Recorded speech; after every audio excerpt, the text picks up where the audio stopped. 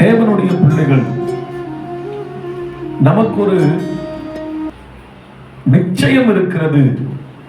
நமக்கு ஒரு உன்னதமான ஒரு நல் நம்பிக்கை ஒன்று இருக்கிறது.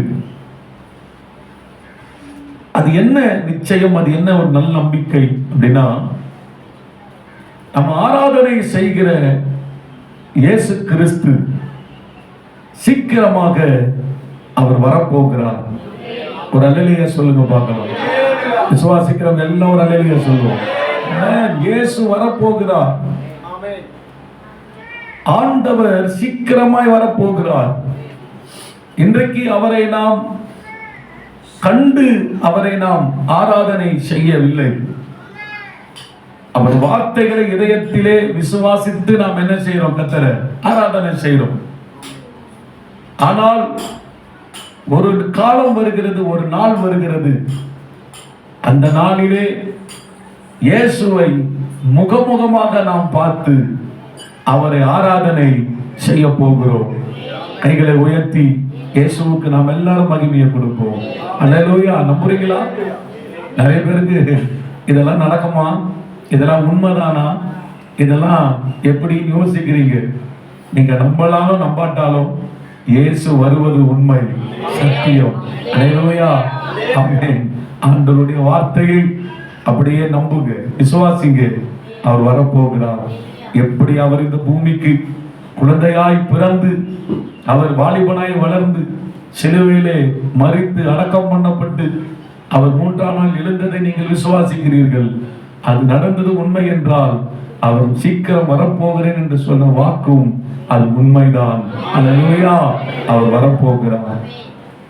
ஆண்டவர் இன்றைக்கு நமக்கு தருகிற வாக்குத்தத்தம் என்ன? கர்த்தர் சொல்லுகிறார், விழித்திருந்து ஜெபம் பண்ணுங்கள். மார்க்கு சுவிசேஷம் 13ஆம் அதிகாரம் 33ஆம் வசனம்.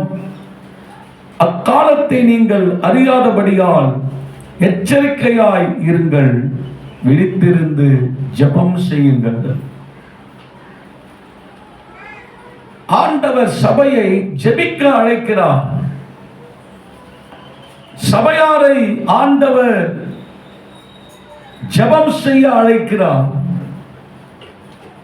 ஜெபிக்க வாருங்கள், விழித்திருங்கள் ஜெபத்தில், விழித்திருந்து ஜெபம் பண்ணுங்கள் என்று ஆண்டவர் தெளிவாக சபைக்கு இந்த காலை வேளையிலே பேசுகிறார். ஒரு உண்மையை நான் உங்களுக்கு சொல்லுகிறேன்.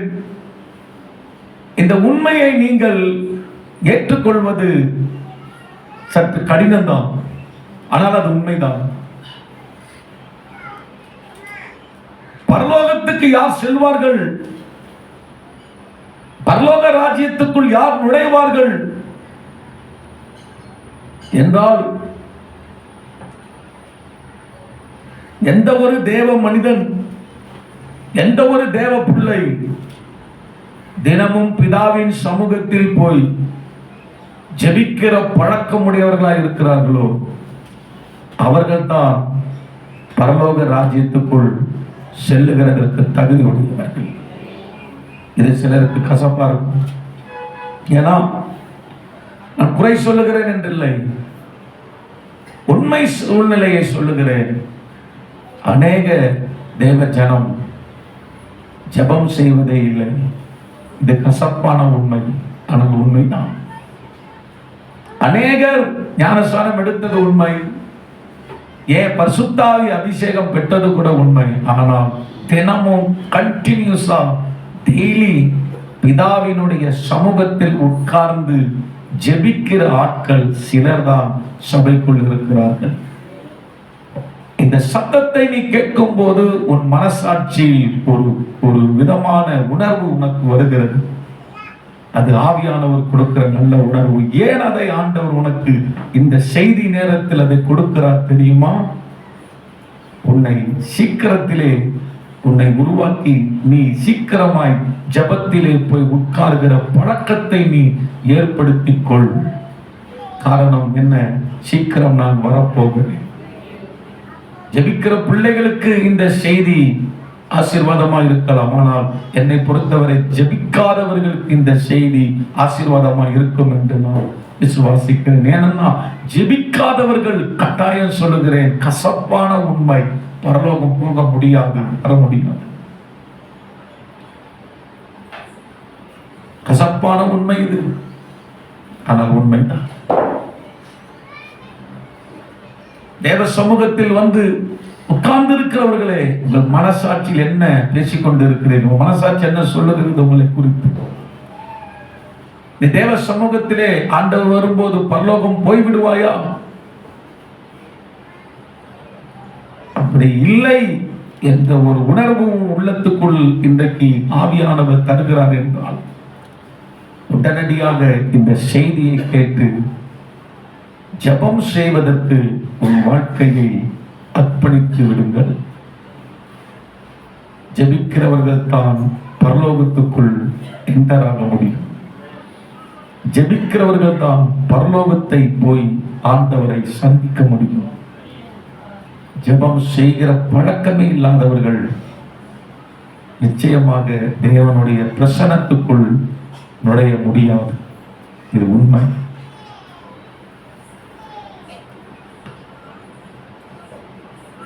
ஆண்டவர் சொல்ற வார்த்தையை கவனிங்க. விழித்திருந்து ஜெபம் பண்ணுங்கள். ஏனா விழித்திருந்து ஜெபம் செய்யணும்? ஒரு கிறிஸ்தவனாக ஒரு ஞாயிற்றுக்கிழமையில ஒரு ஆராதனையில வந்துட்டு, நான் போவது இயேசுவே உமக்கு திருப்தி இல்லையா? அது போறதா? எனக்கு எவ்வளவு வேலை இருக்கு, எவ்வளவு டைட்டா எனக்கு ஒர்க் இருக்கு, அதான் ஞாயிற்றுக்கிழமை நான் சர்ச்சுக்கு வரேனே. ஏன் டெய்லி ஜெபம் பண்ணாதான் உங்களுக்கு பிரியமா? அப்படின்ற ஒரு நினைவோடு கூட சிலர் உட்கார்ந்து கொண்டு இருக்கலாம். எனக்கு ஏகப்பட்ட வேலை, வீட்டு வேலை அதிகமா இருக்கு, கம்பெனி வேலை அதிகமா இருக்கு, இதெல்லாம் விட்டுட்டு வந்து ஜபத்துல எப்ப உட்கார்ந்து இருக்க முடியுமா? நான் வரேன், ஞாயிற்றுக்கிழமை சர்ச்சுக்கு வரேன்ல, போதாதா இயேசுவே? போதாது. ஆண்டவர் எதிர்பார்க்கிறது, எவ்வளவு வேலை இருந்தாலும் கர்த்தர் சொல்லுகிற வார்த்தை. யோவான் சுவிசேஷ புத்தகத்தை திருப்பிக் கொள்ளுங்கள். யோவான் சுவிசேஷ புத்தகம், ஆண்டவர் சொல்லுகிற வார்த்தையை நீங்கள் கவனித்து பாருங்கள். யோவான் சுவிசேஷ புத்தகம் 18ஆம் அதிகாரம் என்று நினைக்கிறேன்.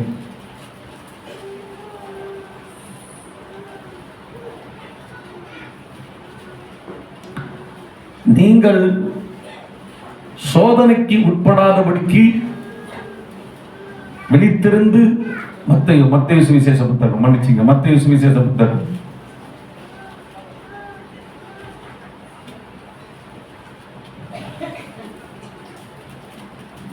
26ஆம் அதிகாரம் 41ஆம் வசனம். நீங்கள் சோதனைக்கு உட்படாதபடிக்கு விழித்திருந்து ஜெபம் பண்ணுங்கள். ஆவி உற்சாகம் உள்ளதுதான், மாம்சமோ பலவீனம் உள்ளது என்றார். 40ஆம் வசனம். பின்பு அவர் சீஷரிடத்தில் வந்து அவர்கள் நித்திரை பண்ணுகிறதை கண்டு பேதுருவை நோக்கி, நீங்கள் கவனிங்க, என்ன போட்டிருக்குது? அசனா இயேசு என்ன சொல்றார்? நீங்கள் எல்லா பிரதர்ஸ் சொல்லுங்க, பிரதர்ஸ் சொல்லுங்க, என்ன போட்டிருக்குது? நீங்கள் நிறைய பேர் வாயில அந்த வார்த்தை வரலையே. நீங்கள் 1 மணி நேரமாவது 1 மணி நேரமாவது என்னோடு கூட விழித்திருக்க கூடாதா? அப்படின்னு என்ன அர்த்தம்? 1 மணி நேரம் நீ என்ன செய்யணும்? விழித்திருந்து ஜெபம் பண்ண.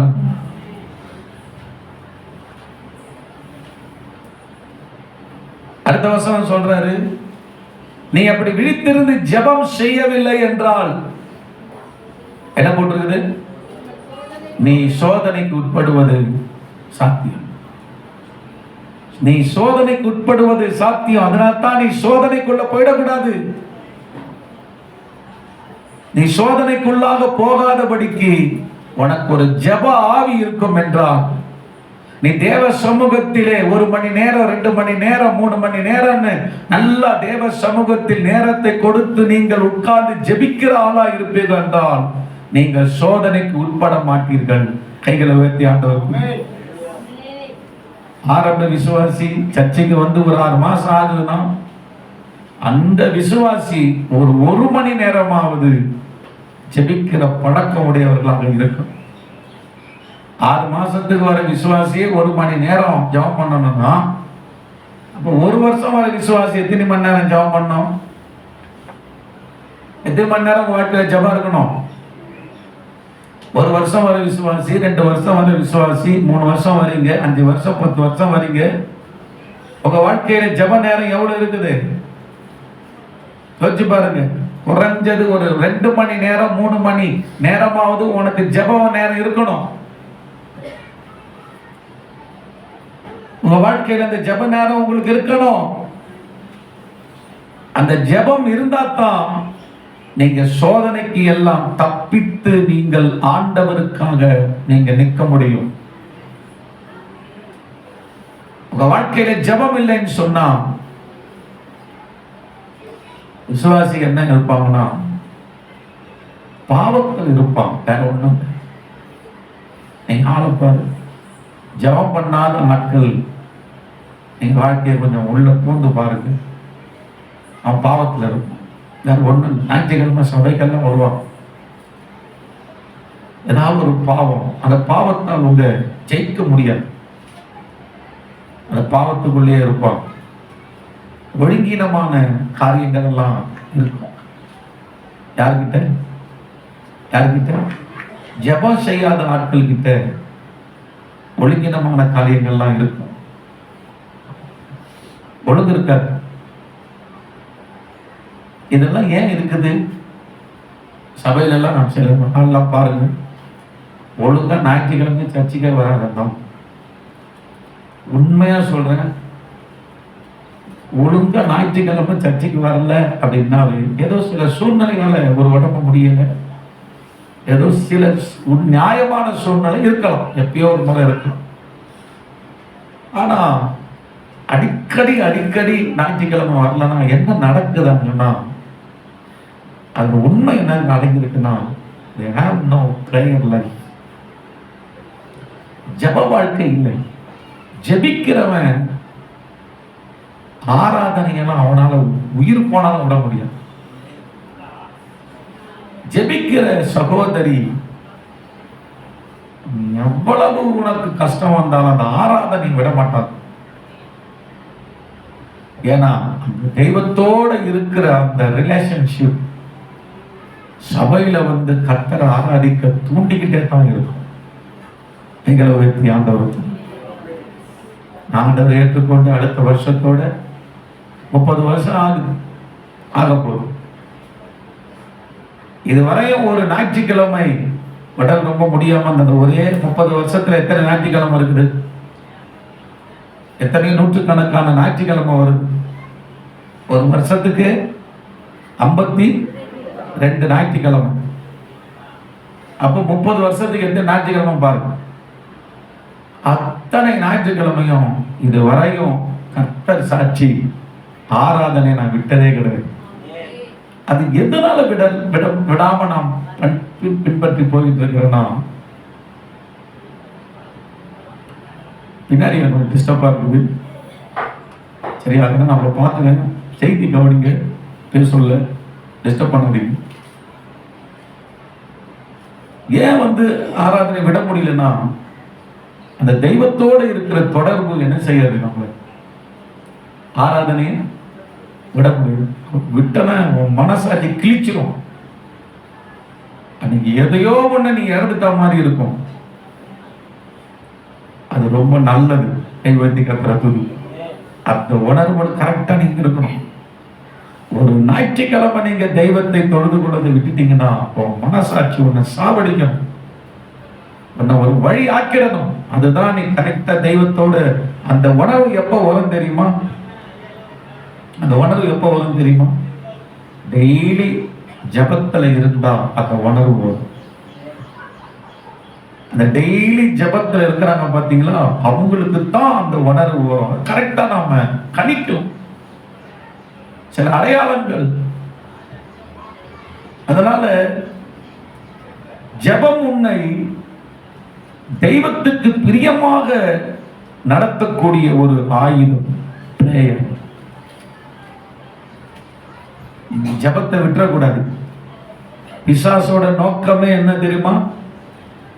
நீ ஜபத்தை செய்யவே கூடாது. அதுதான் பிசாசு நோக்கம். ஏன்னா நீ ஜபம் செய்யலனா உன் வாழ்க்கையில உனக்கு தெய்வத்தினுடைய ஒரு மகிமையும் ஒரு ஆசீர்வாதமும் கிடைக்காது என்பதை சாத்தான் நல்லா தெரிஞ்சு வச்சிருக்க. அதனால்தான் தேவ ஜனங்களை எல்லாம் பிரேயர்ல உட்கார விட மாட்டோம். ஜபிக்கிற ஆளுங்கள் எல்லாம் ஜபத்திலே போய் உட்கார்ந்தாலும் போன் கால் வரும், 10 போன் கால் வரும். சரி, அதையும் மீறி ஜபத்துல உட்கார்ந்தாலும் சிந்தனை எங்கெங்கெல்லாம் போகும், எங்கெங்கெல்லாம் போகும். ஒரு முறை நான் ஜபத்துல உட்கார்ந்து அந்நிய பாஷை பேசிக்கிட்டு ஜபம் பண்ணிக்கிட்டு இருக்கேன். அந்த நாளுக்கு என்னென்ன செய்யணும் என்பதை ஒரு பேனா ஒன்று எடுத்துட்டு அந்த ஜபம் பண்ற நேரத்தில் அந்த சிந்தனையில வந்துகிட்டே இருந்து எழுதி வச்சுக்கிட்டே வந்தேன். 15 வேலை நான் செய்யற வேலைய 15 வேலைய ஞாபகம் வருது. எப்போ வருது? ஜபம் பண்ணும்போது தான் வருது. அப்போ ஜபம் பண்றதுக்கு நம்ம சிந்தை என்ன செய்யல, 15 வேலையை ஞாபகத்தை வருது. எழுதி நானும் பார்த்தேன், என்னதான் வருது பார்க்கலாம். வந்துகிட்டே இருக்குது பாரு ஒரு ஞாபகம். இதை செய்யணும், அதை செய்யணும், அதை செய்யணும். ஜபம் பண்ணிட்டு எழுதி வச்சுட்டு மறுபடியும் ஜபம் எழுதி வச்சுட்டே வந்தா 15 வேலை. அப்போ அந்த ஜெபிக்கிற நேரத்துல கூட நமக்கு என்ன மைண்ட் தான் வந்துட்டு இருக்குது? வேலை செய்யற ஞாபகம் தான் வந்துகிட்டு இருக்கு. எவ்வளவு கஷ்டம் பாத்தீங்களா? அப்ப ஜபமே இல்லாதவங்க வாழ்க்கையில யோசிச்சு பாருங்க. ஜபம் பண்ண உட்கார்ந்துட்டு இருக்கிறேன், 15 சிந்தனை வருது, மைண்ட் அங்கெல்லாம் போகுது. 15 வேலை எழுத வைக்கிறேன். ஆண்டுகிட்ட ஜபம் பண்ண, ஆண்டவரே இந்த வேலைகள் எல்லாம் ஞாபகம் வரக்கூடாதப்பா, உங்களுடைய நினைவு வரட்டாங்க ஜபத்தில். ஆமென். அதுதான் ஒரு மனம். ஜபத்துல சிந்தனையெல்லாம் கண்ட்ரோல் பண்ணும். ரொம்ப ஒரு முக்கியமான ஒரு வேலை ஜபம். ஜபிக்கிற மனிதர்களுக்கே இந்த மாதிரி நிலைலாம் வருதுன்னா ஜபம் பண்ணலாம் என்ன நிலைமை யோசிச்சு பாருங்க. இதெல்லாம் வரும். ஜபம் செய்வதிலே கர்த்தருடைய பிள்ளைகளே விட்டு விடாது. ஜபம் உயிர் நாடி, ஹார்ட் பீட். உனக்கு துடித்திட்டு இருக்கிறதால தான் நீ என்னவா இருக்கிற? இன்னைக்கு உயிரோட உட்கார்ந்து இருக்கும். அப்படிதானே சொல்றேன். நீங்க 100 வயசு வாழணும். ஒரு சடனா ஆண்டவர் சொல்றாரு, கொஞ்சம் நான் நீங்க இதயம் சொல்லுது, நான் ஒரே ஒரு நிமிஷம் நின்னுறேனே அப்படி சொல்லுது. எத்தனை பேர் ஒத்துக்குப்பீங்க? உங்க ஹார்ட் சொல்லுதுங்க, ஒரு நிமிஷம் நான் நின்னுறேன். எத்தனை பேர் ஒத்துக்குப்பீங்க? ஒத்துக்கிறவங்க கை தூக்கி காட்டுங்க பார்க்கலாம். கை உயர்த்தி. ஒத்துக்க மாட்டோம், யாரும் ஒத்துக்க மாட்டீங்க. ஏன்னா ஒத்துக்கிட்டனா உன் வாழ்க்கை முடிஞ்சு போச்சுன்னு அர்த்தம். அதே போலத்தான் ஜெபம் என்பது உன் இதய துடிப்பா இருக்கும். எத்தனை பேர் ஆமென் ஆமென் சொல்றோம்? ஜெபம் என்பது என்னவா இருக்கணும்? உங்க இருதய துடிப்பா இருக்கணும். அது ஜெபம் என்ற அந்த உணர்வு உங்க வாழ்க்கையில இல்லைன்னா செத்து போயிடுவோம். ஆவிக்குரிய வாழ்க்கையில டெத், செத்து போய் நீ இருப்ப. அந்த தேவ சமூகத்தை நீ உணர முடியாது ஜெபம் இல்லாதவர்கள். அதனால உங்க லைஃப்ல இன்னைக்கு ஆண்டவர் சொல்றார், விழித்திருந்து ஜெபம் செய். அல்லேலூயா. அப்படி ஒப்பு கொடுப்பா. மகளே ஒப்புக்கொடு. ஏதோ பேருக்கு ஒரு ஞானஸ்தானம் எடுத்துட்டு ஒரு ஞாயிற்றுக்கிழமை சபையில வந்து நீ போவது தேவ சித்தம், அது கிடையவே கிடையாது. வாழ்க்கையிலே அறையை பூட்டிக் கொண்டு அந்தரங்கத்தில் இருக்கிற பிதாவை நோக்கி ஜெபம் செய்ய தேவன் உன்னை அழைக்கிறார். அல்லேலூயா. ஏன் நான் ஜெபம் பண்ணணும்? ரகசியம் இருக்குது. மார்க்கு சுவிசேஷ புத்தகம் அதே 13ஆம் அதிகாரத்தை எடுத்துக்கொள்வோம். ஏன் நான் ஜெபிக்கணும்? 33ஆம் வசனம், அக்காலத்தை நீங்கள் அறியாதபடியால் எச்சரிக்கையாயிருங்கள், விழித்திருந்து ஜெபம் செய்யுங்கள். விழித்திருந்து ஜெபம் பண்ணுங்கள். ஏன் இயேசு சொல்லுகிறார் விழித்திருந்து நீங்கள் ஏன் ஜெபிக்க வேண்டும்? சபை ஏன் விழித்திருந்து ஜெபம் செய்ய வேண்டும்? ஏன் ஜெபம் பண்ணணும்? ஆண்டவர் சொல்றார், அக்காலம், ஒரு காலத்தை பற்றி ஆண்டவர் பேசுகிறார். அக்காலம் என்று ஆண்டவர் சொல்லுகிறார். அந்த காலம் எந்த காலம்? தேவனுக்கு மகிமை உண்டாகட்டும். வசனம் 26, அப்பொழுது மனுஷகுமாரன் மிகுந்த வல்லமையோடும் மகிமையோடும் மேகங்கள் மேல் வருகிறதை காண்பார்கள்.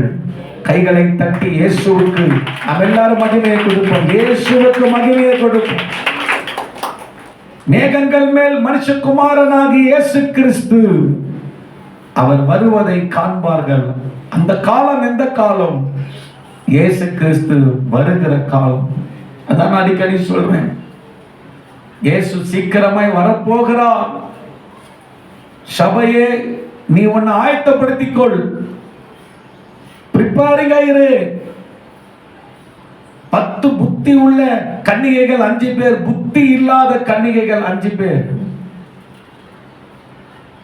இந்த புத்தி உள்ளவர்கள் என்ன செய்தாங்க? ரொம்ப கவனமா இருந்தாங்க, எச்சரிப்பா இருந்தாங்க.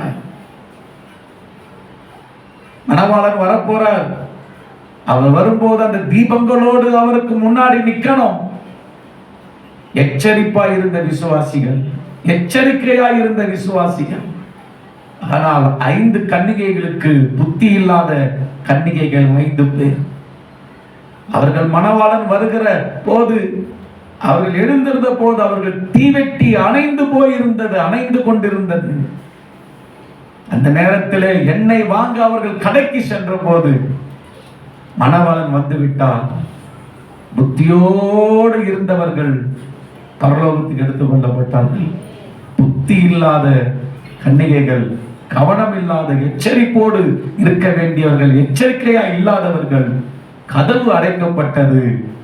அவர்கள் பூமியிலே கைவிடப்பட்டார்கள் என்று வேதத்தில் நாம் பார்க்கிறோம். உன்னுடைய வாழ்க்கையில எண்ணெய் எப்பொழுதும் இருக்கணும். அபிஷேக தைலம் வாழ்க்கையில் இருக்கணும். ஜெபம் என்கிற அபிஷேகத்தோடு நீ எப்போதும் இருக்கணும். உன் வாழ்க்கையில ஜெபம் என்கிற அபிஷேகம் இல்லை என்றால் அது ஆபத்து. ஒரு ஜெப ஆவி உன் வாழ்க்கையில் எப்பவும் இருக்கணும். எதுக்கு அந்த ஜெப ஆவி? மனுஷகுமாரன் வரும்போது நீ பாத்திரவானாக இருக்க வேண்டும். ஜெபம் செய்து கொண்டே நீ இருக்கணும்.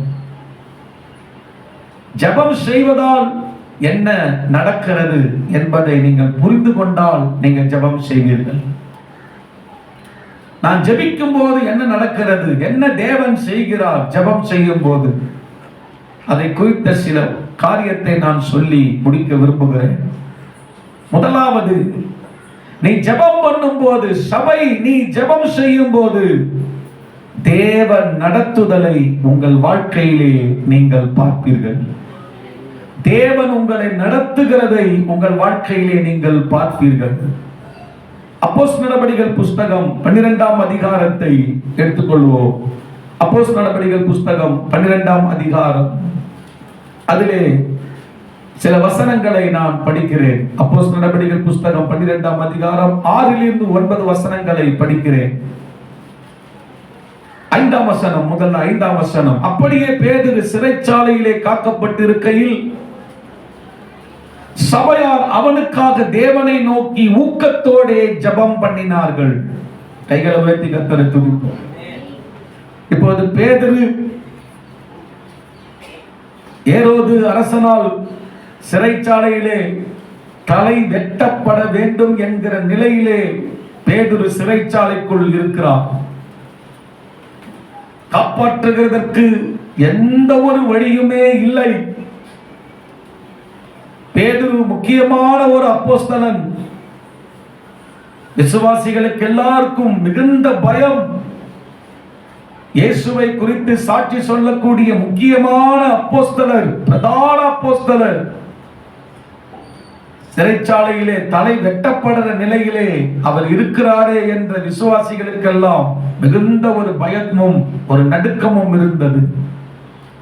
ஆனால் தேவ நடத்துதலுக்காக விசுவாசிகள் எல்லாரும் பேதுருவுக்காக அவர்கள் போய் எம்எல்ஏவை பார்க்கவில்லை, எம்பிஏவை பார்க்கவில்லை, பிரைம் மினிஸ்டரை போய் அவங்க பார்க்கல.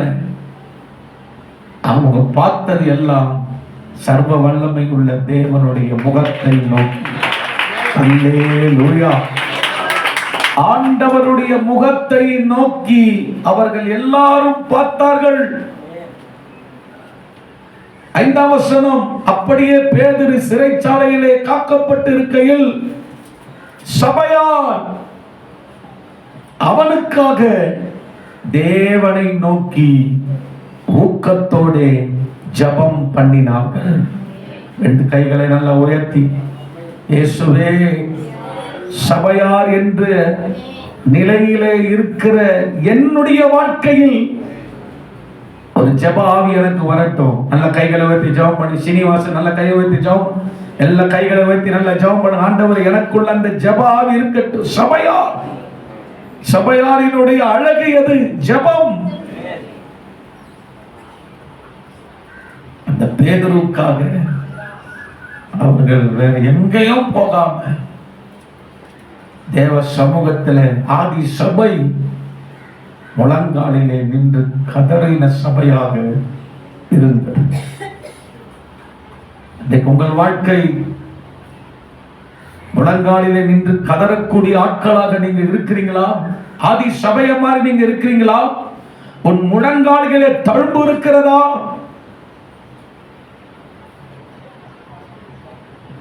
ஆராய்ந்து பார். ஜபம் இல்லாத விசுவாசி செத்த விசுவாசி. சபையிலே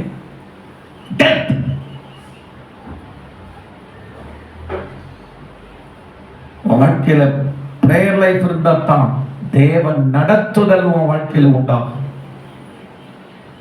இவங்க எல்லாரும் ஜபம் செய்ய ஆரம்பிக்கிறாங்க. காப்பாற்றப்படுகிறதற்கு ஒரு சூழ்நிலையும் அங்கு இல்லை. ஏன்னா கிறிஸ்தவர்கள் இலக்காரமாக பார்க்கப்பட்டார்கள். அந்த நாட்களில் மரியாதை இல்லாத ஜனங்களாக சமுதாயம் அவர்களை பார்த்தது.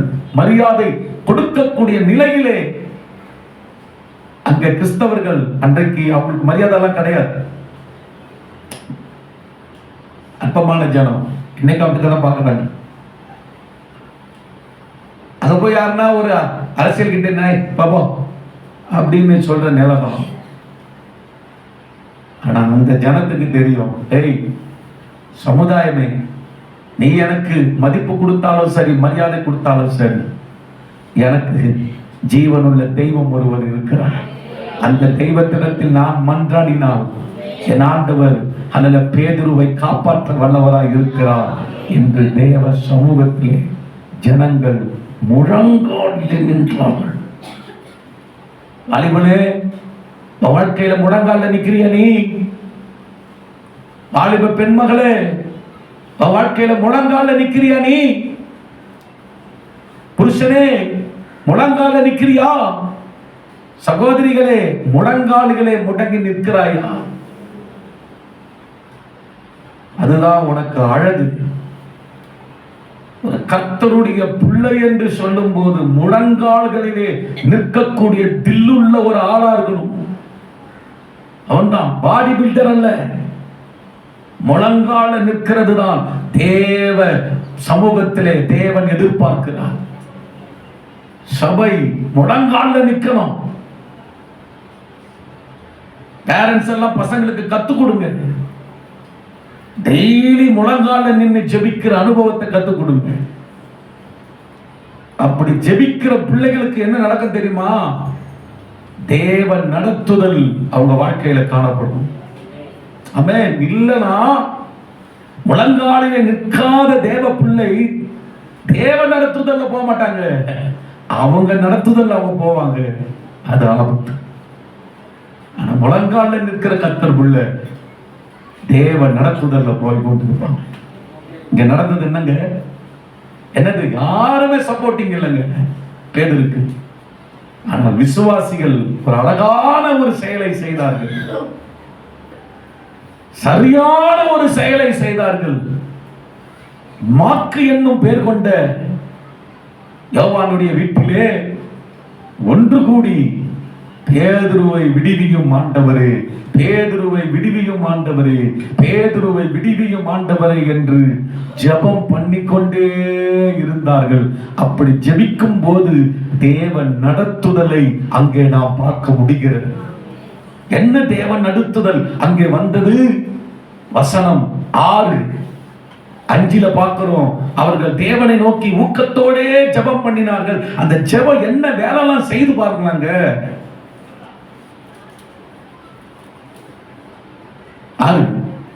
ஏரோது அவனை வெளியே கொண்டு வரும்படி குறித்திருந்த நாளுக்கு முந்தின நாள் ராத்திரியிலே பேது 2 சங்கிலிகளாலே கட்டப்பட்டு 2 சேவகர் நடுவிலே நித்திரை பண்ணி கொண்டிருந்தான்.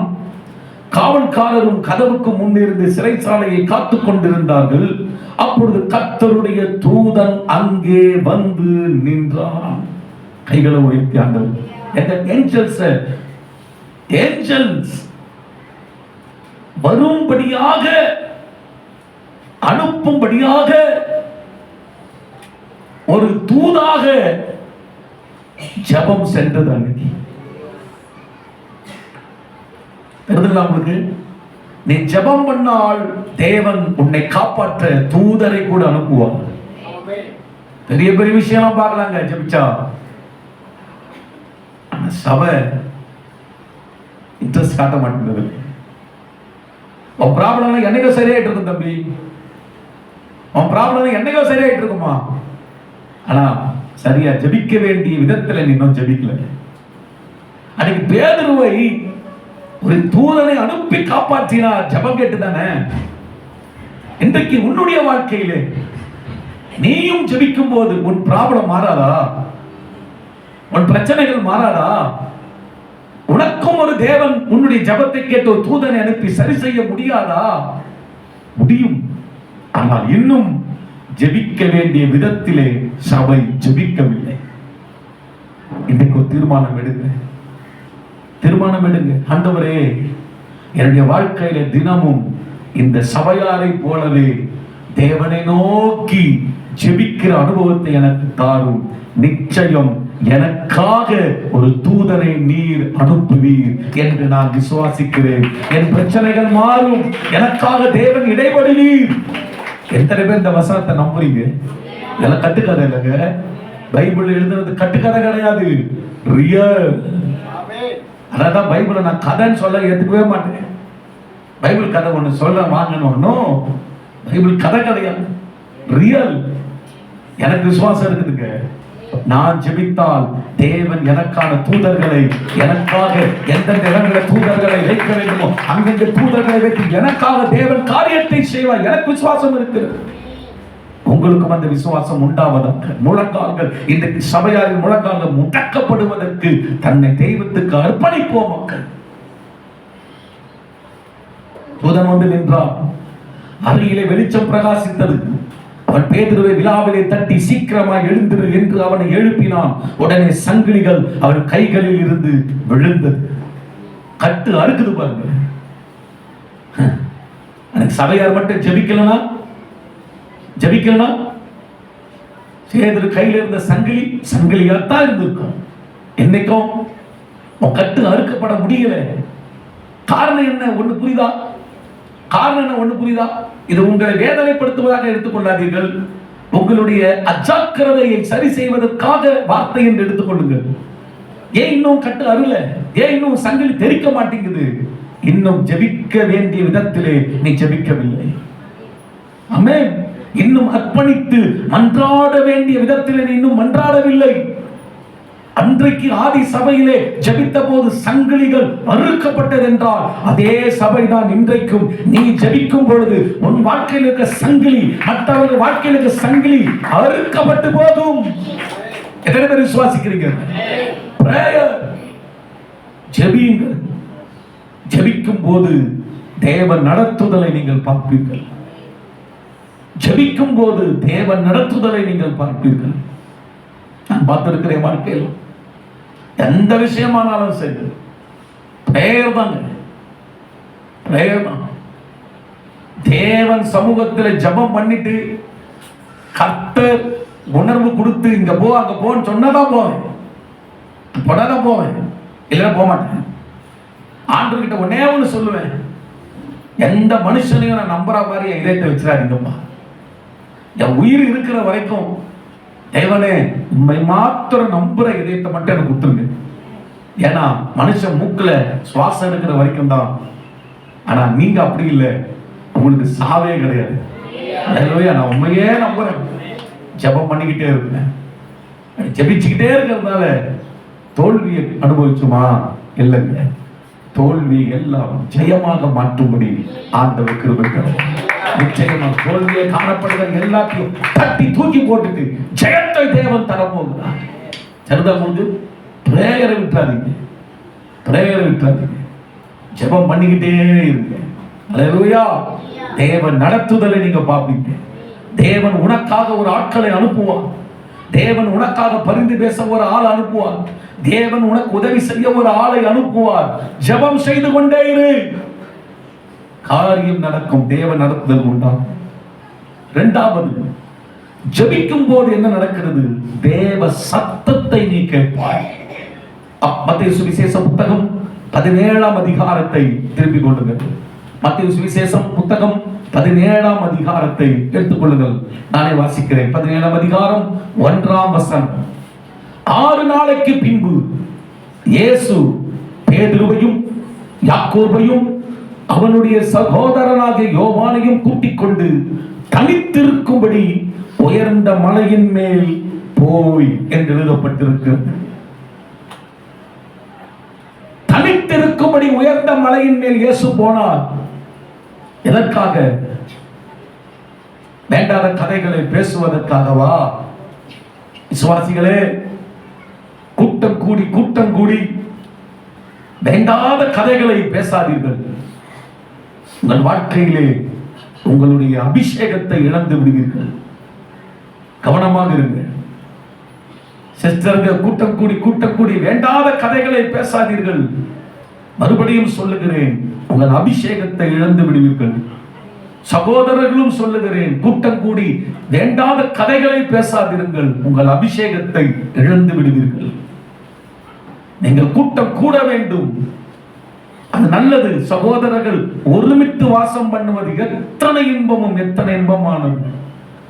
சகோதரர்கள் ஒருமித்து வாசம் பண்ணி அந்த இடத்துல என்ன நடக்கும் தெரியுமா? ஒருமித்து வாசம் பண்ணினார்கள் என்றால் அங்கே ஜெபம் தான் நடக்கும். பக்தி விருத்தி இல்லாத பேச்சு, துணிகரமான பேச்சு, இவைகள் நடக்காது. ஒருமித்து தேவநாமத்தில் கூடினால் அந்த இடத்துல ஜெபம் நடக்கும். இயேசு பேதுருவையும் யாக்கோபையும் அவருடைய சகோதரனாக யோவானையும் 3 பேரும் அழைத்து மலை மேல் போகிறார். எதற்கு போகிறார்? தனித்திருக்கும்படி. தனித்திருப்பதற்காக 3 பேரோடு இணைந்து இவரும் ஜெபம் செய்யும்படி போகிறார்கள். அல்லேலூயா. அப்படி ஜெபிக்க போகும்போது அங்க நடக்கிற ஒரு விஷயம் என்ன? தேவனுடைய சத்தத்தை பேதுரு கேட்டார், யோவான் கேட்டார், யாக்கோபு கேட்டார், இயேசு கேட்டார். தேவ சத்தத்தை. வசனம் 4. அப்பொழுது பேதுரு இயேசுவை நோக்கி, ஆண்டவரே, நாம் இங்கு இருக்கிறது நல்லது. உமக்கு சித்தமானால் இங்கே உமக்கு ஒரு கூடாரமும் மோசேக்கு ஒரு கூடாரமும் எலியாவுக்கு ஒரு கூடாரமுமாக 3 கூடாரங்களை போடுவோம் என்றான். அவன் பேசுகையில், நல்ல கவனிங்க அந்த வார்த்தையை, அந்த இடத்தை நல்ல கவனிங்க. அவன் பேசுகையில், பேதுரு பேசிக்கொண்டே இருக்கும் போது, இதோ ஒளியுள்ள ஒரு மேகம் அவர்கள் மேல் நிழலிட்டது. இவர் என்னுடைய நேசகுமாரன், இவரில் பிரியமாய் இருக்கிறேன், இவருக்கு செவி கொடுங்கள் என்று அந்த மேகத்தில் இருந்து ஒரு சத்தம் உண்டாயிற்று. கைகளை உயர்த்தி பிதாவாகிய தேவனை எல்லாரும் ஸ்தோத்தரிப்போம். ஹல்லேலூயா. ஒரு சத்தம் உண்டாயிற்று.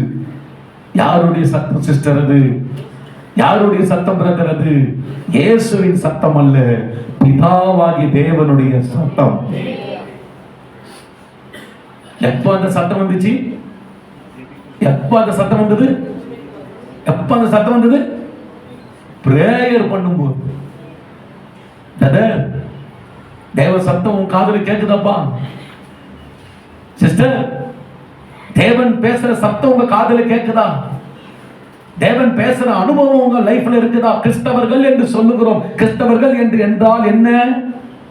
தேவ சத்தத்தை கேட்கிறவர்கள் தான் கிறிஸ்தவர்கள். தேவ சத்தத்தை புரிந்து கொள்ளுகிறவர்கள் தான் கிறிஸ்தவர்கள். இந்த அனுபவம் இருந்தாதான் பரலோகம் முடியும்.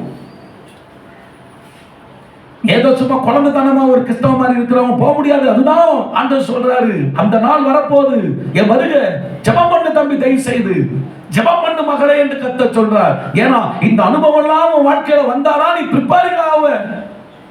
இதெல்லாம் ஒண்ணுமே இல்லாம ஒரு கோண்ட விசுவாசி மாதிரி இருந்தானா கஷ்டம். தேவ சத்தம் காதுல கேட்கணும். தேவ சத்தம் காதுல கேட்கணும். ஒரு முறை மதுரை என்று நினைக்கிறேன், நானும் பாஸ்டர் ஸ்டீபனும் கான்ஃபரன்ஸ்க்காக கடந்து போயிருந்தோம். கரெக்டா 4 மணிக்கு நான் எழுந்து கொண்டது வழக்கம். சில வேலையில தான் ரொம்ப டயர்ட் ஆயிடுச்சுன்னா ஒரு 5 மணி, 12, 1 மணிக்கெல்லாம் வந்து படுத்தா கண்டிப்பா நான் 6 மணி தான் எழுந்துப்பேன்.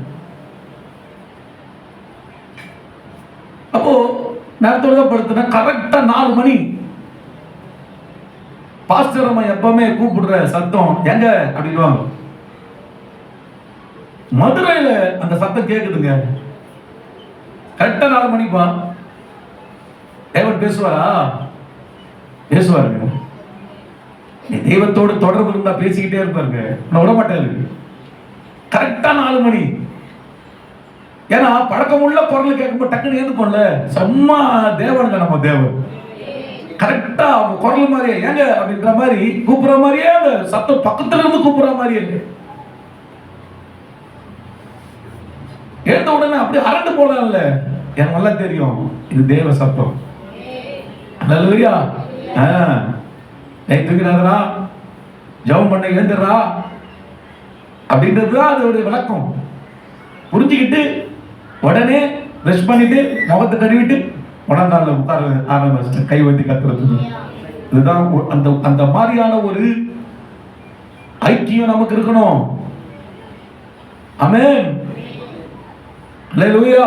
ரொம்ப டிஸ்டர்ப் ஆகுது எனக்கு. ஐக்கியம் இருக்கணும். சொல்றது புரியுதுங்களா? ஐக்கியம் இருக்கணும். தேவ சமூகத்தில் உங்களுக்கு ஐக்கியம் இருந்தா தான் இந்த சத்தத்தை நீங்க கேட்க முடியும். சில பரிசுத்தவான்கள் சொல்றாங்க, இயேசு வரும்போது ட்ரம்பட் சத்தம் கேட்குமா?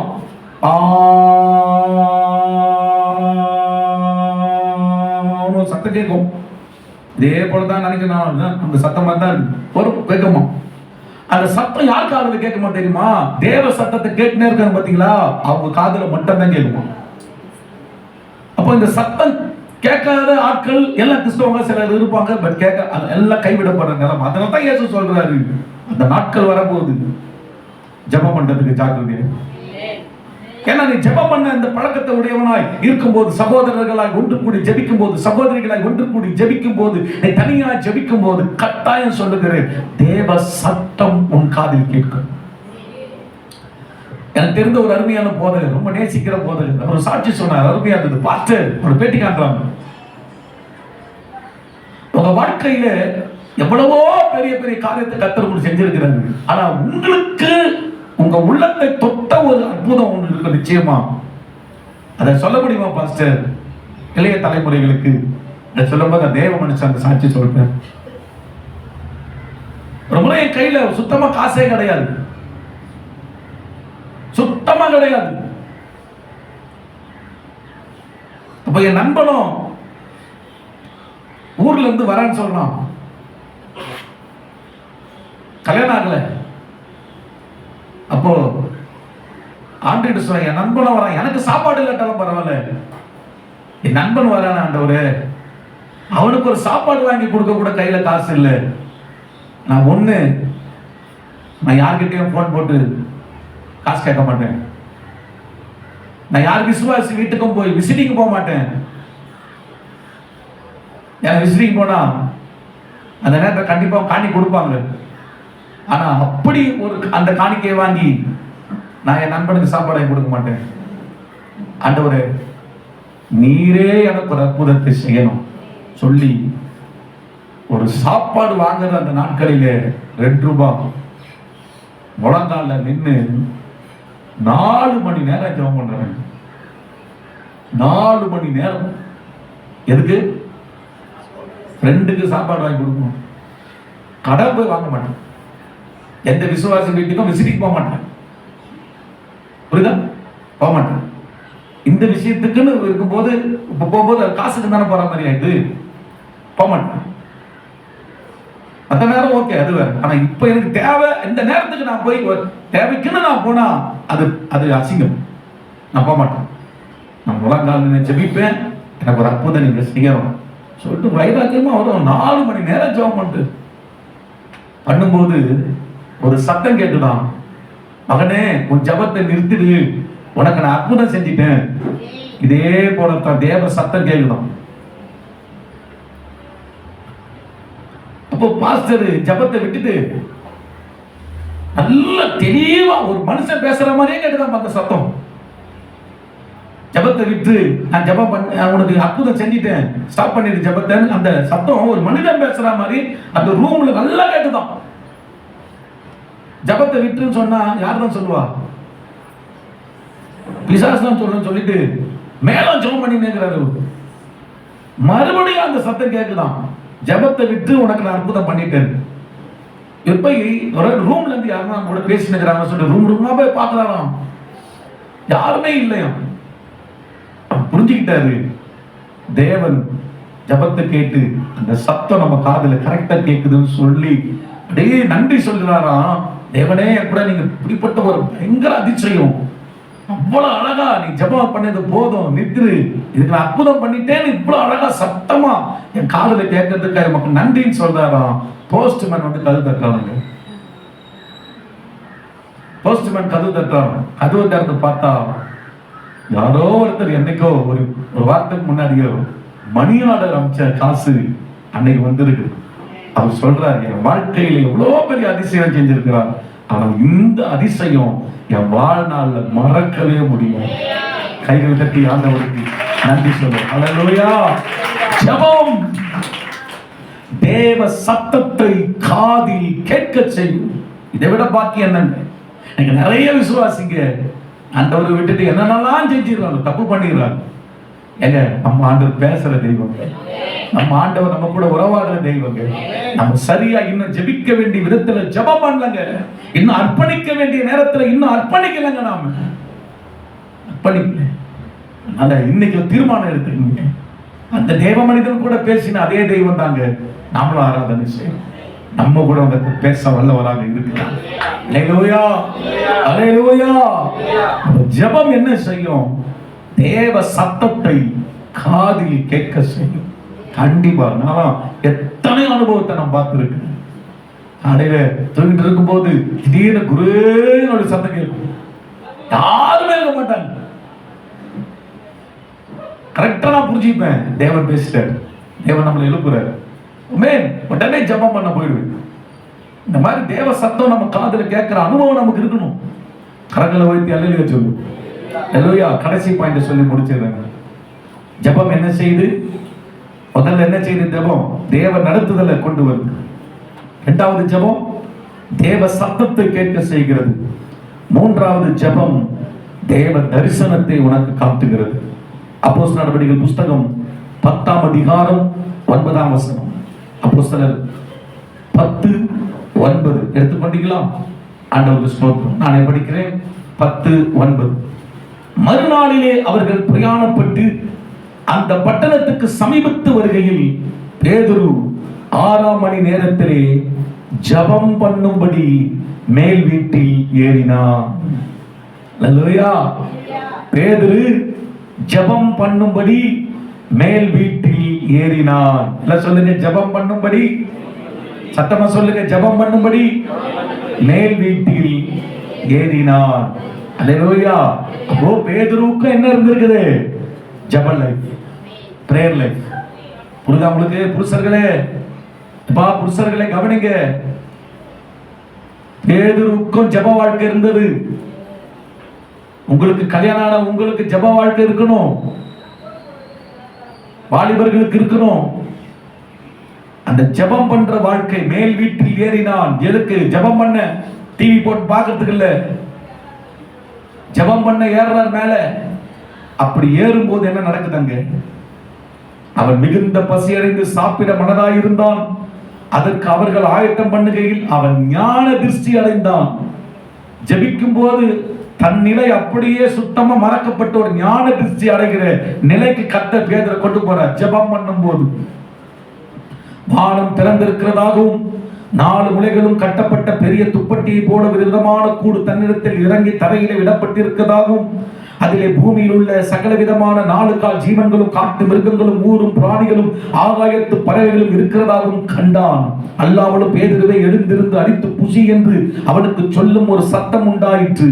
அதற்கு பேதுரு, அப்படியல்ல ஆண்டவரே, தீட்டும் அசுத்தமாய் இருக்கிற யாதொன்றையும் நான் ஒரு காலம் புசித்ததில்லை என்றான். அப்பொழுது தேவன் சுத்தமாக்கினவைகளை தீட்டாக எண்ணாதே என்று 2ஆம் தரமும் சத்தம் அவனுக்கு உண்டாயிற்று. 3ஆம் தரமும் அப்படியே உண்டாயிற்று. பின்பு அந்த கூடு திரும்ப வானத்துக்கு எடுத்துக் கொள்ளப்பட்டது. அப்பொழுது பேதுரு தான் கண்ட தரிசனத்தை குறித்து தனக்குள்ளே சந்தேகப்படுகையில், இதோ கொர்நேலியுவினால் அனுப்பப்பட்ட மனுஷர்கள் சீமோனுடைய வீட்டை விசாரித்துக் கொண்டு வாசப்படியிலே வந்து நின்று தான் கண்ட தரிசனம். ஜெபிக்கும் போது தேவன் விஷன், தரிசனத்தை உனக்கு தருகிறார். உன் வாழ்க்கையிலே என்ன நடக்க வேண்டும், என்ன நடக்க போகிறது, உன் பிள்ளைகள் வாழ்க்கையில என்ன நடக்க போகிறது, உன் தனிப்பட்ட வாழ்க்கையில நீ என்னவாக இருக்க போகிறாய், மாறப் போகிறாய், அவர் சித்தம் என்ன என்பதை குறித்த விஷன், தரிசனம் ஆண்டவர் ஜெபிக்கும் போதுதான் தருகிறார். தரிசனம் வேணுமா? உன் பிள்ளைங்களை குறித்து எவ்வளவு பாரப்படுறீங்க? நான் சொல்றேன், தேவ தரிசனம், என் பிள்ளை குறித்த தேவ தரிசனத்தை கொடுங்க ஆண்டவரே கேளுங்க. உங்க கணவனை குறித்து எவ்வளவு பாரப்படுறீங்க? நீங்க கணவனை குறித்த தேவ தரிசனத்தை எனக்கு கொடுங்க, ஜெபியுங்க. மனைவியை குறித்து தேவ தரிசனம், குடும்பத்தை குறித்த தேவ தரிசனம், சபையை குறித்த தேவ தரிசனம். சபைக்கு தேவை விஷன். தரிசனம் இல்லாத இடத்தில் ஜனங்கள் சீர்கெட்டு போவார்கள். விஷன். ஒரு சபை தரிசனம் பெற்று இருக்கணும். சபையில நடக்கிற ஊழியங்கள் எல்லாமே தரிசனத்தின் அடிப்படையில தான் நடக்குது. தரிசனம் இல்லாம எந்த ஒரு ஊழியத்தை ப்ரமோட் பண்ண மாட்டேன் நான். சிறுவர் ஊழியத்தை இன்னைக்கு ஆண்டவர் கிருபையில ஏன் அவ்வளவு டாப் ஆண்டவர் கொண்டு வரார்? தேவன் தேவ தரிசனத்தை கொடுத்தார். அந்த தரிசனம் சொல்ல நேரம் இல்லை. சபையில பிசாசின் கிரியைகளில் இருந்து ஜனங்கள் குறிப்பா விடுவிக்கப்படுகிறது. எதனாலே? தேவ தரிசனத்தை கொடுத்தார். வருடந்தோறும் ஒரு சபை, வருஷத்துக்கு ஒரு முறை சபை. அப்படியே யாரோ ஒருத்தவங்க ஆரம்பிக்கிறாங்கன்னு பார்த்து நாம ஆரம்பிக்கிறதா? அப்படிப்பட்ட ஊழியம் ஒரு நாளும் நம்ம செஞ்சிடக்கூடாது. கை வைத்து கர்த்தரை துதிப்போம். தரிசனம் பெற்று செய்யணும். நிறைய பேர் பண்ற தப்பு என்ன? அவங்க செய்யறாங்க, நம்மளும் செய்யணும். அவங்க செய்யறாங்க, நம்மளும் செய்யணும். அது அவங்களுக்கு கர்த்தர் கொடுத்த தரிசனம். நம்ம அதை செய்யக்கூடாது. அல்லேலூயா. நமக்கு என்ன தரிசனம் கொடுத்திருக்கிறாரோ சபைக்கு, அதை தான் நாம செய்யணும். நிறைய பாஸ்டர்ஸ் இதை தப்பு பண்ணிக்கிறாங்க. புரிஞ்சுங்களா? அவங்க பண்ற மாதிரி நாம போட்டிக்கு பண்ணணும், அவங்க பண்ற மாதிரி நாம இதை பண்ணணும். ஒரு நாளும் நம்ம அந்த போட்டிக்கெல்லாம் போயிடக்கூடாது. ஒரு ஆமென் சொல்லுங்க பார்க்கலாம், சத்தமா சொல்லுங்க பார்க்கலாம். அது ஒரு நாளும் அந்த ஊழிய மேன்மைக்கு எப்படி வர முடியும்? ஏன்னா அது தேவ தரிசனம் கிடையாது, தன் சுய சிந்தையில வர தரிசனம். தேவ தரிசனம் என்பது என்ன? தேவ சமூகத்தில் ஊழியன் உட்காரும் போது தேவன் சொல்ற, மகனே இதை நீ செய்ய அழைக்கப்பட்டிருக்கிறாய். இதுதான் நான் சபையிலே நியமித்திருக்கிற தரிசனம். இதன்படி நீ ஆரம்பி செயல்படு. ஆமென். உன்னுடைய சபையை நான் விருத்தி அடைய செய்வேன். இந்த தாட்டுக்குள்ளதான் ஊழியக்காரன் வரணும், விசுவாசிங்க வரணும். ஹல்லேலூயா.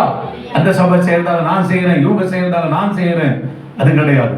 பேதுரு எப்படி ஜெபத்துல உட்கார்ந்த போது தரிசனத்தை தேவன் கொடுத்தாரோ அதே போல தரிசனத்தை சபை பெறணும். ஆண்டவருக்கு ஸ்தோத்திரம். ஹல்லேலூயா. எல்லாத்துலயுமே தம்பி, உன் கல்யாணம், உன் திருமண விஷயம், தேவன் உனக்கு நிச்சயமாய் தரிசனத்தை காட்டுவார், தரிசனத்தை கொடுப்பார். பாஸ்டர் எங்க தரிசனம்? நீ ஜெபத்துல போய் உட்காரு. சும்மா செல்ல நோண்டிக்கிட்டு நீ இருந்தா உனக்கு தரிசனம் கிடைக்காது. பிசாசு தான் உன்னை ஆளுக பண்ணுவான். உனக்கு தரிசனம் வேணும், தரிசனம் வேணும், தேவன் நடத்துதல் வேணும். ஜெபத்துல போய் உட்காரு, ஜெபத்துல உட்காரு. எது ஆண்டவரே, எப்படி என் வழி, எதை நான் செலக்ட் பண்ணணும், எந்த வேலைக்கு நான் போகணும், என் திருமணம் எது, எந்த பெண்ணை எந்த மகனை நான் திருமணம் செய்யணும். God give a vision. எனக்கு தரிசனம் வேணும். பேதுருவை போல ஜெபத்தில் உட்காரு. தேவன் அழகாய் தரிசனத்தை காண்பித்து உன்னை கர்த்தர் நடத்த உண்மையுள்ள தேவனாக அவர் இருக்கிறார். ஹல்லேலூயா, ஹல்லேலூயா. சோம்பேறி விசுவாசியா இருக்காது. தரிசனம் வேணும். கல்யாணம் இன்னைக்கு கத்திரிக்காய் மாதிரி இருக்குது. இன்னைக்கு தரிசனம் பெற்ற திருமணம், தரிசனம் பெற்றதான வேலை, தரிசனம் பெற்றதான சபை, தரிசனம் பெற்றதான எல்லா சூழ்நிலைகள், தரிசனத்தில் போகணும். உனக்கு நல் மனசாட்சி இருக்கணும். கர்த்தரால் கொடுக்கப்பட்டதையா இந்த ஊழியம், கர்த்தரால் ஆரம்பிக்கப்பட்டதையா இந்த சபை. என்னைக்கும் நிலைச்சு நான் நிக்கிறதுக்கு காரணம் என்ன? தேவ தரிசனத்தோடு இங்க வந்திருக்கிறேன். எத்தனையோ சவால்களை நான் பார்த்திருக்கிறேன், ஆனால் ஒன்றும் நிலை நிற்க முடியவில்லை. காரணம், தரிசனத்தோடு இங்க நிற்க ஆண்டவர் உதவி செய்கிறார். தரிசனம் இல்லை, நான் விழுந்துட்டு இருப்பேன். நினைக்கிறோம் விஷன் தரிசனம். அந்த தரிசனம் எப்ப கிடைக்கும்? சோம்பேறி ஊழியக்காரனுக்கு கொடுக்க மாட்டார். சோம்பேறிகளுக்கு தரிசனம் கிடைக்காது. மேல் வீட்டில் ஏறி ஜெபம் பண்ணி கொண்டிருந்த பேதுருவுக்கு தேவன் தரிசனத்தை கொடுத்தார். சோம்பேறி சிஸ்டர்களுக்கு தரிசனம் கிடைக்காது. வாழ்க்கையிலே டிவிக்கு கொடுக்கிற நேரம் கூட ஒரு ஜெபத்துக்கு தெய்வத்துக்கு கொடுக்க உனக்கு மனதில்லை என்று உட்கார்ந்து கொண்டிருக்கிற தேவ பிள்ளையே, மனம் திரும்பி இன்றைக்கு தரிசனத்துக்கு ஒப்புக்கொடு, ஜெபத்துக்கு உன்னை ஒப்புக்கொடு. சீரியலை பார்க்கிறதுக்கு உனக்கு நேரம் இருக்கிறது. எத்தனையோ சீரியல்கள் உனக்கு பெயர்கள் தெரியும். எத்தனையோ சினிமா படங்களை நீ பார்க்கிறதுக்கு நேரம் இருக்கிறது. மனசாட்சி தொட்டு நீ சொல்லு பார்க்கலாம். நீ இதையெல்லாம் பார்க்காமல் எனக்கு ஜெபிக்க நேரம் இல்லை என்று சொல்லு பார்க்கலாம். நீ முழுவதும் உலகத்திலே நீ சார்ந்து கொண்டு இவைகளெல்லாம் மூழ்கி போயிருப்பதாலே உனக்கு ஜெபிக்க நேரம் இல்லை. கர்த்தருடைய ஆவி இன்றைக்கு தெளிவாக உன்னிடத்தில் பேசுகிறார். உன்னை குற்றப்படுத்தல்ல, உன்னை அதிலிருந்து வெளியே கொண்டு வர, உன்னை தேவனுடைய சமூகத்திலே ராஜ்யத்துக்கு கொண்டு போக, வருகையிலே உன்னை எடுத்துக்கொண்டு போக ஆண்டவர் இன்றைக்கு உன்னை சீர் செய்யும்படியாக ஆவியானவர் பேசுகிறார். அந்த சீரியலை விட்டு வெளியே வா, அந்த வீடியோவை விட்டு வெளியே வா, அந்த திரைப்படத்தை விட்டு வெளியே வா. தேவ சமூகத்தில் உட்கார்ந்து ஜெபித்து, ஆண்டவரே give a vision O Lord, தரிசனத்தை தாரும் ஆண்டவர், என்னை குறித்து என் பிள்ளைகளை குறித்து தரிசனத்தை கொடும் ஆண்டவர் என்று ஜெபிக்க நீ வருவாய் என்றால் நிச்சயம் பேதுருவுக்கு தரிசனத்தை கொடுத்த தேவன் உனக்கும் தரிசனத்தை கொடுத்து உன்னை மகிமையாய் கொண்டு சென்ற ஆண்டவர் வல்லவராக இருக்கிறார். உனக்கு ஒரு விஷன் வேண்டும். இந்த தரிசனம் எப்ப கிடைக்கும்? முழங்காலிலே ஜெபத்தில் நிற்கணும்.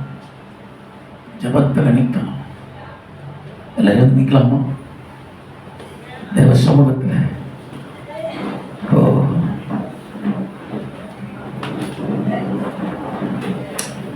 பேச வேண்டாம் பிளீஸ். எல்லாம் காணப்படும். தேவனை சேவாடி கொண்டு பயத்தோடு பக்தியோடு தேவ சமூகத்தில் இருந்து உங்களுடைய லைஃப்ல மனசாட்சியில இன்னைக்கு ஆவியானவர் இடைபடுறாரா? இல்லையோ? ஜெபம் என்கிற வாழ்க்கை என்னுடைய லைஃப்ல இல்லாமைய ஓட்டம் ஓடிக்கொண்டிருக்கிறதே. ஒரு உணர்வு நீ இன்றைக்கு அடைகிறாய் என்பாய். நீ தெய்வத்துக்கு நன்றி சொல்லு. நீ ஜெபிக்கிற பிள்ளை, ஆண்டவருக்கு ஸ்தோத்திரம். ஜெபம் பண்ணிக்கிட்டே இரு. அந்த திருப்தி அடைஞ்சிடாத. இன்னைக்கு இந்த பிரசங்கப்படத்தில் நிற்கிற நான் திருப்தி இல்லை, ஜெபிக்கிறது இன்னும் எனக்கு திருப்தி இல்லை. இன்னும் ஜெபிக்கிற எனக்கு கிருபை நேரங்கள் வேண்டும். இன்னும் நான் ஜெபத்துல உட்காரணும், அந்த கிருபையை கேட்கிறேன். நான் ஒரு ஜெபிக்கிற வீரன் அப்படின்னு நினைச்சிடாத, திருப்திப்படுத்துறாத. இன்னும் ஜெபிக்கிற கிருபை எனக்கு கொடுங்கப்பா, கேட்டுக்கொண்டே இருக்கு. முக்கியமா பிரேயர் லைஃப் என்பது எனக்கு இல்லை. கையெல்லாம் தூக்கவே வேண்டாம் யாருமே. எனக்கு ஜெப வாழ்க்கை இல்லை பாஸ்டர். நான் ஒரு ஏமாத்து ஒரு வாழ்க்கை தான் வாழ்ந்துகிட்டு இருக்கிறேன். ரியாலிட்டியா ஏதோ வரேன் சர்ச்சைக்கு வந்துடுறேன் ஞாயிற்றுக்கிழமை. ஆனா பாஸ்டர் மங்கால நின்று எவ்வளோ வருஷம் ஆயிடுச்சுங்க. நான் பாவின்றது உணர்றேன். என் ரூட்டெல்லாம் வேற மாதிரியோ போயிடுச்சு பாஸ்டர், ஜெபம் இல்லாததால. சிஸ்டருக்கு கூட சிலர் அப்படிதான் யோசிக்கிறேன். நல்ல தேவன் உன்னோடு கூட இருக்கிறான். இப்போ உன்னை கர்த்தர் கைவிடல மகனே, கைவிடல மகளே. ஒரு அப்பா கண்டிச்சு பேசுவார், ஆனா அன்பா உன் கூட மூவ் பண்ணுவார். ஒரே ஒரு விஷயம் நீ உணர்ந்திருப்பா, இனிமேல் நான் ஜெபம் பண்ணுவேன் ஏசப்பா, இனிமேல் நான் ஜெபிப்பேன், நான் ஏமாத்திக்க மாட்டேன், இனிமேல் ஏமாத்த மாட்டேன், நான் உங்களை ஏமாத்தல, என்னதான் நான் ஏமாத்திக்கிறேன். இயேசுவே என் டிவி சீரியல் எல்லாம் நான் பார்க்க மாட்டேன். எத்தனை பேர் அதெல்லாம் அந்த தீர்மானம் எடுங்க, தீர்மானம் எடு. உன் வாழ்க்கையில ஜெபம் இல்லைன்னு சொல்லி போய் சொல்லக்கூடாது. உனக்கு டிவி பார்க்கறதுக்கு உனக்கு நேரம் அதுல இழுத்துட்டான் பிசாசு. சினிமா படம் பார்க்கறதுல பிசாசு இழுத்துட்டான். நான் கூட சில நேரத்துல அது பலியாகி இருந்தேன். நான் கூட ஒரு ஊழியக்காரன், நான் கூட பலியா இருந்தேன் சிஸ்டர். ஆனால் ஆண்டவர் தெளிவாக பல ஆண்டுகளுக்கு முன்னாடி என்னை எச்சரித்த போது சீ என்று தூக்கி போட ஆண்டவர் கிருபை தந்தார். ஹல்லேலூயா, ஹல்லேலூயா. கர்த்தர் ஆமென். எல்லாம் பலவீனமான பிள்ளைங்க தான், எல்லாம் ஒப்பு கொடுத்துரு மக்களை, ஒப்பு கொடுப்பா. நிச்சயம் கர்த்தர் உன்னை கொண்டு பெரிய காரியத்தை செய்வார். உன்னை தேவ மகிமை வெளிப்பட போகிறது. அர்ப்பணிக்கும் போது இப்பொழுது தேவ வல்லமை பரலோகத்திலிருந்து ஒரு தெய்வீக நெருப்பு ஜெப அபிஷேகம் உன்னை இறங்கி வருகிறது. அல்ல அந்நிய பாஷை பேசு. அநேக வாலிபர்கள் புருஷர்கள் உன்னை கத்த தொடரார். உனக்கு ஜெப ஆவியை கத்தர் வைக்கிறார். வாஞ்சையோடு ஜெபிக்கிற அம்மாப்பா, இனிமே நான் ஜெபிக்க போறேன்னு சொல்ற. இதோ பெற்றோர்கள் மகனே அபிஷேகத்தை கையை நல்ல தட்டி ஆவியை நிரம்பு. தேவன் நிரப்பட்டும். நீ அந்நிய பாஷையை பேசு, எல்லா பாஷைகளை பேசு. பேய் ஓடுது, பிசாசு ஓடுது.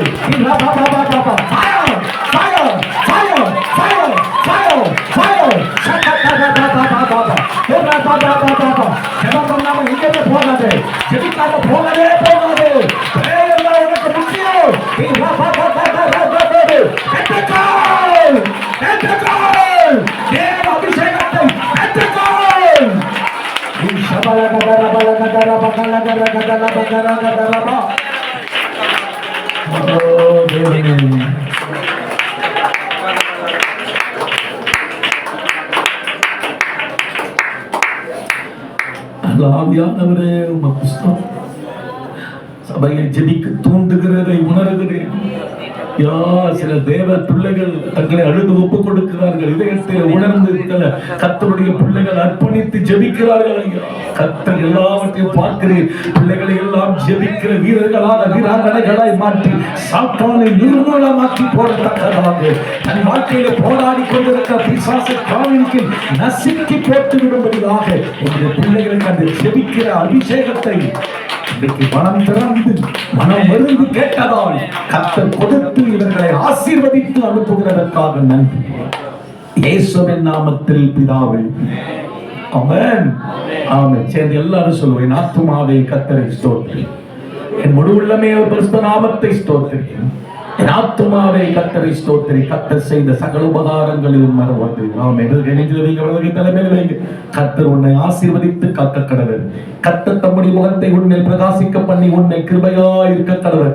கர்த்தர் தம்முடைய முகத்தை உன்னில் பிரசன்னமாக்கி உனக்கு சமாதானம் கட்டளையிட கடவர். நம்முடைய கர்த்தராகிய இயேசு கிறிஸ்துவினுடைய கிருபை, பிதாவாகிய தேவனுடைய அன்பு, ஆவியானவருடைய நெருக்கம், இயேசு ராஜா வருகிறவரை நம் அனைவரோடு கூட என்றென்றைக்கும் இருப்பதாக எல்லாரும் சேர்ந்து சொல்லுவோம்.